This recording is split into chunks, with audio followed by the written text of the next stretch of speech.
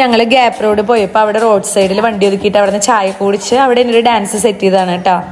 Hi, അപ്പൊ നമ്മള് ഫോണിലെ ചാർജ് ഒക്കെ തീർന്ന് ഷൂട്ട് ചെയ്യാനൊന്നും പറ്റിയില്ല. അപ്പൊ ഫോൺ ഇവിടെ ചാർജിലിട്ടിട്ട് ഞങ്ങൾ പോയിട്ട് അങ്ങനെ ഇവിടെ ഗ്യാപ്പ് റോഡ് അങ്ങനെ കുറച്ച് സ്ഥലങ്ങളൊക്കെ കണ്ട് തിരിച്ചു വന്നിരിക്കുകയാണ്. ഇനി ഒന്ന് ഫ്രഷ് ആയിട്ട് വൈകുന്നേരത്തെ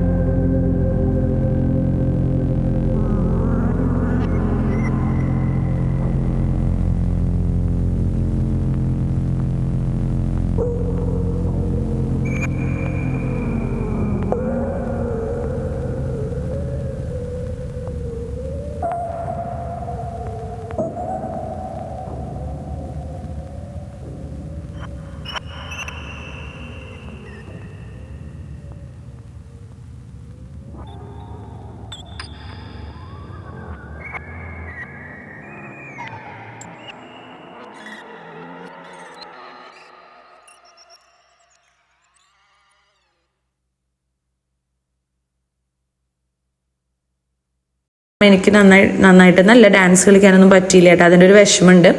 ഗുളിക കഴിക്കാതിരുന്നാൽ എനിക്ക് തീരെ പറ്റില്ല. പക്ഷെ ഗുളിക കഴിച്ചിട്ട് പോലും രണ്ടാമത്തെ ദിവസം ഛർദ്ദിച്ചു. ഞാൻ മാത്രമല്ല കേട്ടോ, മിക്കവരും വണ്ടിയിൽ ഒരുപാട് പേര്, കുറച്ച് പേരൊക്കെ ഒഴിച്ച് ബാക്കി ഒരുവിധപ്പെട്ട എല്ലാവരും തന്നെ ഛർദ്ദിച്ചിട്ടുണ്ട്. കാരണം ഈ ഹെയർ പിന്നാണല്ലോ, അതിൻ്റെ ബുദ്ധിമുട്ടായിരിക്കാം.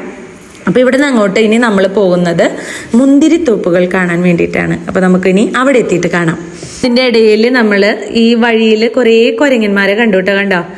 നല്ല രസമുണ്ട് കണ്ടോ. വഴിയിലൊക്കെയാണ് അവരിയ്ക്കുന്നത്. അപ്പോൾ നമുക്ക് ഫോണൊന്നും പുറത്തിട്ട് ഷൂട്ട് ചെയ്യാൻ പറ്റില്ല, അവർ തട്ടിപ്പറിച്ച് കൊണ്ടുപോകും.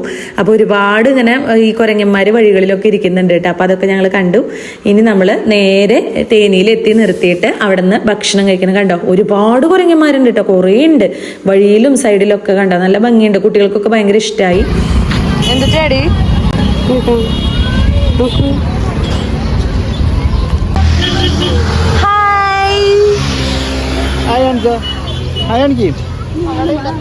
അത് കളഞ്ഞു ഞാൻ പോയി.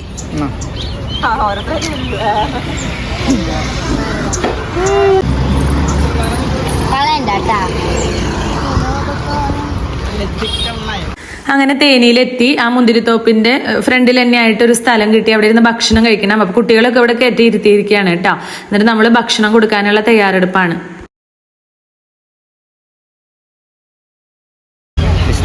അപ്പൊ ഊണ് കഴിക്കാനുള്ള വരിയിലാണ് നിൽക്കുന്നത്.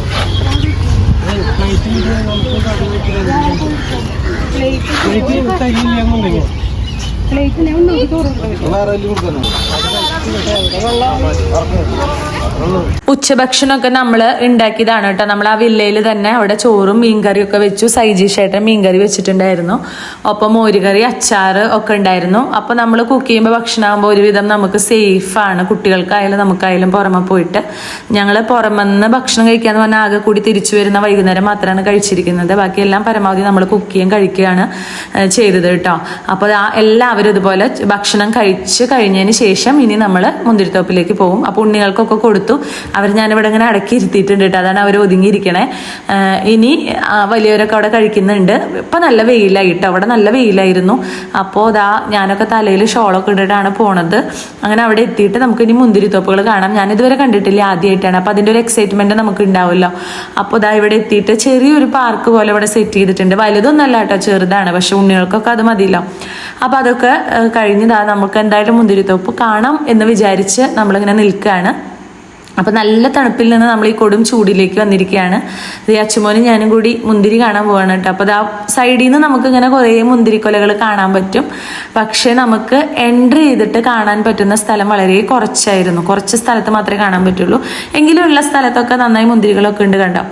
അപ്പോൾ ഇതുപോലെ എല്ലാവരും ഫോട്ടോ എടുക്കലും എന്താ പറയുക, അതിൻ്റെ അടുത്ത് നിന്ന് അത് പറിക്കാനൊന്നും പാടില്ല. ഇത് വൈനാണ് കേട്ടോ, മുന്തിരി വൈൻ. പക്ഷെ ഒരു ഗ്ലാസ്സിന് 100 രൂപ എന്നാണ് പറഞ്ഞത്. കുപ്പിയിൽ അവർ തരില്ല, അങ്ങനെയൊക്കെ അവിടെ പറയുന്നുണ്ട്.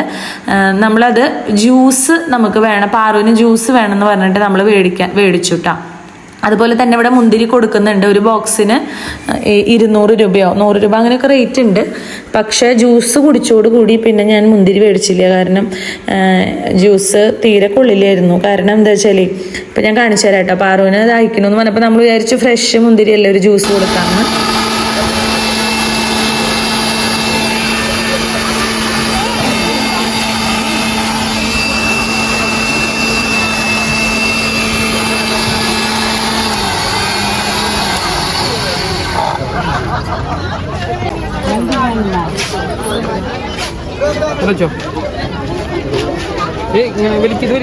നീ ഇങ്ങനെ കിടന്ന് അതല്ല, ഇവിടെ നീങ്ങിക്കൂടെ ആൾക്കാർ വരില്ലേ? കറക്കണൂലേ. ഞാൻ വിചാരിച്ചു ഇവിടെ ജ്യൂസ് അടിക്കുമ്പോൾ മാത്രം എന്താ മുന്തിരിക്ക് ഈ കളർ, നമ്മളൊക്കെ അടിക്കുമ്പോൾ ഒരു റെഡിഷ് കളർ വരുമല്ലോ. ഇത് കണ്ടോ, ഒരു എന്താ പറയുക, ഒരു കളറൊന്നും ഇല്ല. മാത്രമല്ല അവർ കഴുകുന്നത് ജസ്റ്റ് ഒരു വെറുതെ വെള്ളത്തിലിട്ടിട്ട് ഇങ്ങനെ ഇടും. അതുപോലെ മധുരം ഇടില്ല. അങ്ങനെയൊക്കെ ആയി കുടിക്കുമ്പോൾ ഒരു ജാതി കറുപ്പ് കറക്കി അങ്ങനെ. അപ്പോൾ ഞങ്ങൾ പിന്നെ ഒരു ഗ്ലാസ് തന്നെ മേടിച്ചുള്ളൂ. പിന്നെ മുന്തിരി മേടിച്ചില്ല കേട്ടോ, ഇഷ്ടമായില്ല. പിന്നെ അത് കഴിഞ്ഞ് ഞങ്ങൾ വന്ന് ഫോട്ടോ ഒക്കെ എടുത്ത് അവിടെ പാർക്കിൽ പാറു കുറച്ച് നേരം കളിച്ചു. എല്ലാവരും ഒരു 5 മിനിറ്റ് ഇവിടെ ഇരുന്ന് റെസ്റ്റ് ചെയ്തിട്ട് വീണ്ടും അവിടെ നിന്ന് പോവുകയാണ് ചെയ്തത്. പോയത് കേട്ടോ. അപ്പോൾ പാർക്കിലാണ് ഇനി എല്ലാവരുടെയും കളി. സാധാരണ പാർക്കിലൊക്കെ ഇങ്ങനെ എഴുതി വെക്കാറുണ്ട് കേട്ടോ, എത്ര വയസ്സിന് മുകളിലുള്ളവർക്ക് പറ്റില്ല, അല്ലെങ്കിൽ ഇത്ര വയസ്സ് വരെ പറ്റുള്ളൂ എന്നൊക്കെ. ഇവിടെ ഞങ്ങൾ അതൊക്കെ നോക്കി, പക്ഷെ അങ്ങനെയുള്ള ഒരു ബോർഡും ഇല്ല, അവിടെ നോക്കാനൊന്നും ആളും ഇല്ല. അപ്പം ഞങ്ങൾ വിചാരിച്ചു എല്ലാവർക്കും കളിക്കാമെന്ന് വിചാരിച്ചിട്ട് എല്ലാവരും വലിയവരൊക്കെ കയറിയിട്ടോ, കുട്ടികളുടെ എന്താ പറയുക ഊഞ്ഞാലിലും മറ്റുപകരണങ്ങളിലൊക്കെ എല്ലാവരും പറ്റാവുന്നവർ കയറിയിട്ടും കളിച്ചിട്ടൊക്കെ ഉണ്ട്. അപ്പോൾ കുട്ടികൾക്ക് പറ്റാവുന്ന പോലെ അവരൊരു കുറച്ച് നേരം 10-15 മിനിറ്റ് ആ പാർക്കിൽ സ്പെൻഡ് ചെയ്തു. അപ്പോൾ എനിക്കും ഒരാഗ്രഹം തോന്നി ഊഞ്ഞാലാടണമെന്ന്. അങ്ങനെ ഞാനും കുറച്ച് നേരം അവിടെ ഊഞ്ഞാലൊക്കെ ആടിയിട്ടോ. അപ്പം അങ്ങനെ നമ്മളും കുറച്ച് നേരം സ്പെൻഡ് ചെയ്തതിന് ശേഷം നമ്മൾ പിന്നെ അവിടെ നിന്ന് തിരിച്ചു പോന്നു.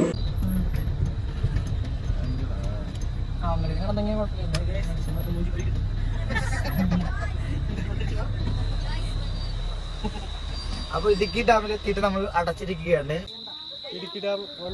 ഞങ്ങൾ ഇടുക്കി ഡാമിലെത്തിയിരിക്കുകയാണ് ഗൈസ്. തുറന്നിട്ടില്ല, എങ്കിലും നമുക്ക് കാണാം. നമ്മൾ ചെറുതോണി ഡാമിലായിരുന്നു എത്തിയത്. അവിടെ താൽക്കാലികമായി പ്രവേശനം നിരോധിച്ചിരിക്കുകയായിരുന്നു. കുറേ യാത്ര ചെയ്ത് നമ്മൾ അവിടെ എത്തിയിട്ടും ഒരു ഉപകാരം ഉണ്ടായില്ലെങ്കിൽ കൂടി ഞങ്ങൾ പക്ഷെ അവിടെ എൻജോയ് ചെയ്ത് നടന്നൊക്കെ കണ്ട് ഡാമിലേക്കൊക്കെ കുറച്ചൊക്കെ എത്തി നോക്കിയും കണ്ടൊക്കെ ഞങ്ങൾ അവിടെ നിന്ന് പോന്നു. ഒപ്പം കുറച്ച് കഴിഞ്ഞപ്പോൾ ഒരു ചായ കുടിക്കാൻ തോന്നി എല്ലാവർക്കും. അങ്ങനെ വഴിയിൽ നിർത്തി ഞങ്ങളൊരു ചായയൊക്കെ കുടിച്ച് എന്താ പറയുക ഒന്ന് ഫ്രഷ് ആയിട്ട് വീണ്ടും തിരിച്ച് വണ്ടിയിൽ കയറി. ഇനി നമുക്ക് രാത്രി ഫുഡ് കഴിക്കണം, വീട്ടിലേക്ക് പോകണം, അത്രയേ ഉള്ളൂ. അങ്ങനെ നല്ല ഒരു ചായയാണ് കുടിക്കുന്നത് കേട്ടോ. ഞാനിപ്പോൾ ക്യാമറയിലാണ് കാണുന്നത്, ആ കപ്പിൽ വിലയൊക്കെ എഴുതിയ സ്റ്റിക്കർ ഇട്ടാ. അപ്പോൾ അത് അടിച്ചു പൊളിച്ച് ഇനി തിരിച്ചു പോവാം.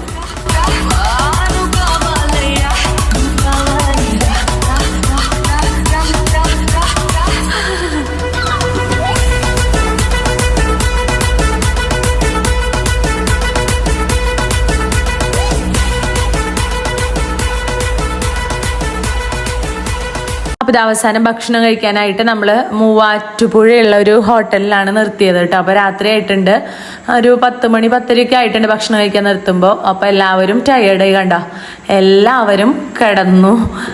കാരണം നല്ല ക്ഷീണമായി ഒരുവിധം എല്ലാവർക്കും.